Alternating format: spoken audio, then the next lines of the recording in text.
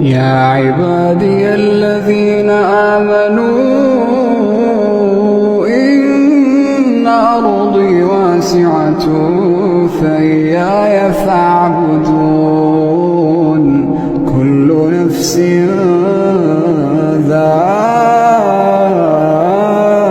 ذائقة الموت كل نفس ذائقة الموت ثم إلينا ترجعون والذين آمنوا وعملوا الصالحات لنبوئنهم